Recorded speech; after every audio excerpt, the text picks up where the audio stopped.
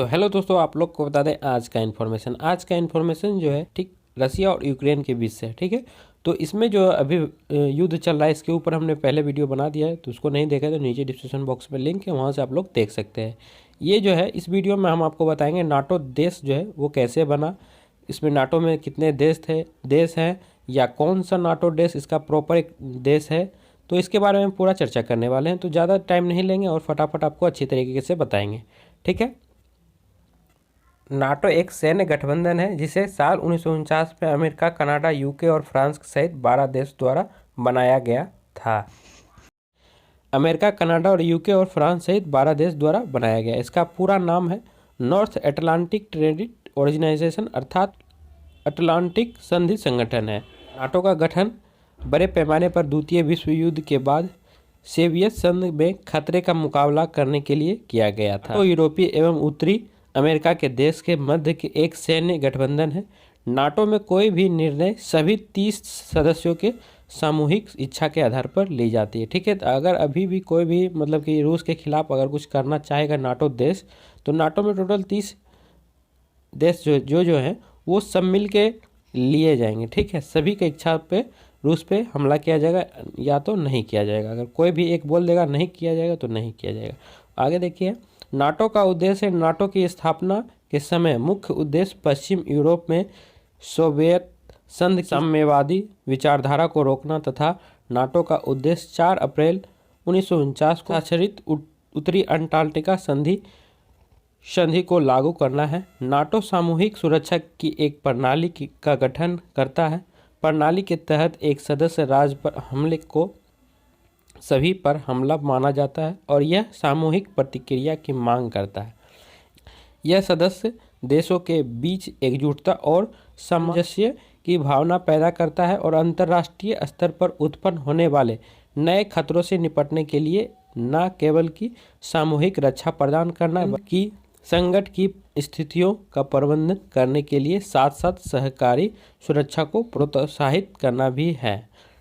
NATO का सदस्य जो है इसके बारे में आप बताते हैं कौन कौन नाटो का सदस्य है। ठीक है, नाटो के सदस्य जो है देशों में 2 उत्तरी अमेरिका 2 देश हैं और 27 यूरोपीय देश है और 1 यूरेशियन देश शामिल है।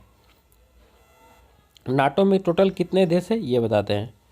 नाटो जो है एक सदस्य है। ठीक है, इसमें सबसे पहला है अल्बानिया जो है 2009 में शामिल हुआ था। ठीक है, नाटो में। उसके बाद फिर बेल्जियम है, नीचे दिया हुआ है कब शामिल हुआ था और ऊपर देश का नाम है। बेल्जियम हुआ था 1949 में। फिर उसके बाद यहाँ पे जो था बुल्गारिया जो था 2004 में शामिल हुआ था। उसके बाद कनाडा 1949 में, क्रोएशिया 2009, 1999 में, डेनमार्क 1949 में, एस्टोनिया 2004 में। उसके बाद फ्रांस जो है 1949 में, फिर जर्मनी 1955 में, यूनान 1952 में, हंगरी 1999 में, आइसलैंड 1949 में, इटली 1949 में, लातविया 2004 में, लिथुआनिया 2004 में, लक्समबर्ग 1949 में, मोंटेनेग्रो 2017 में, नीदरलैंड 1949 में, उत्तर मैसेडोनिया 2020 में और नॉर्वे 1949 में, पोलैंड 1999 में, पुर्तगाल 1949 में, रोमानिया 2004 में, स्लोवाकिया 2004 में, स्लोवेनिया 2004 में, स्पेन 1982 में, तुर्की 1952 में, यूनाइटेड किंगडम 1949 में और संयुक्त राज्य 1949 में। ठीक है, और आगे चलते हैं। क्या यूक्रेन नाटो का सदस्य है? तो नाटो का सदस्य यूक्रेन है क्या, इसके बारे में आपको बता दें। नहीं, यूक्रेन नाटो का सदस्य देश नहीं है। यूक्रेन हालांकि एक नाटो भागीदारी देश है, जिसका अर्थ है कि वह भविष्य में नाटो में शामिल हो सकता है। नाटो और यूक्रेन के साथ रूस का क्या मुद्दा है ये अब आपको बताएंगे। ठीक है, रूस चाहता है कि पश्चिमी देश यह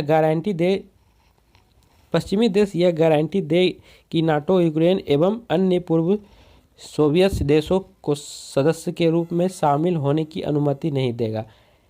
इसने गठबंधन से यूक्रेन में हथियारों की तैनाती रोकने तथा पूर्वी यूरोप से अपनी सेना वापस लेने की मांग की है। रूस यह भी चाहता है कि नाटो पूर्वी यूरोप में अपनी सैन्य गतिविधियों को बंद कर दे। रूस और यूक्रेन सैकड़ों सालों के संस्कृति, भाषी और पारिवारिक संबंध साझा करता है। रूस और यूक्रेन में कई समूह हेतु देशों की साझा विरासत एक भावनात्मक मुद्दा है।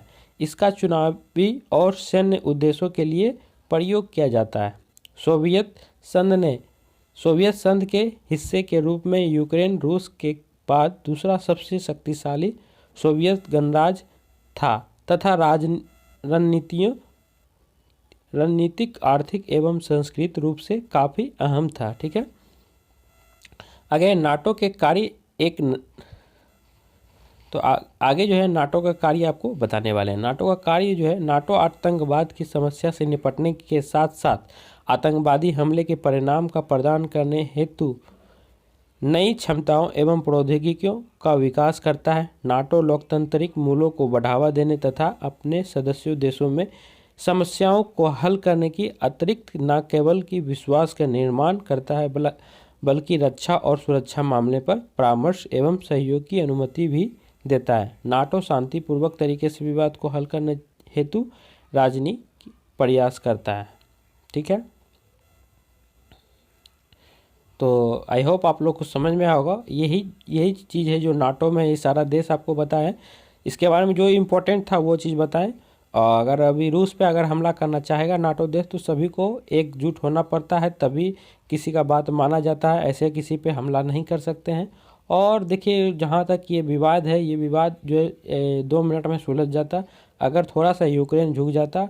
इसमें यूक्रेन को लड़ने की कोई आवश्यकता नहीं था, बात से समझ लेना चाहिए था, क्योंकि इसमें सभी जानते हैं कि अमेरिका जो है सभी को भड़काता है, भड़काने के बाद लड़ाई करा देता है। तो एक दूसरे में हर घर में भी होता है, हर घर में भी एक इंसान होता है जो एक दूसरे को लड़ाता है, और उसी तरह पूरे विश्व में एक है ऐसा देश जो एक दूसरे को लड़ाता है। तो ये समझदारी होना चाहिए यूक्रेन के राष्ट्रपति को। तो आई होप आप लोग समझ गए होंगे। मिलते हैं नेक्स्ट वीडियो में, तब तक के लिए धन्यवाद। बाय, टेक केयर, जय हिंद।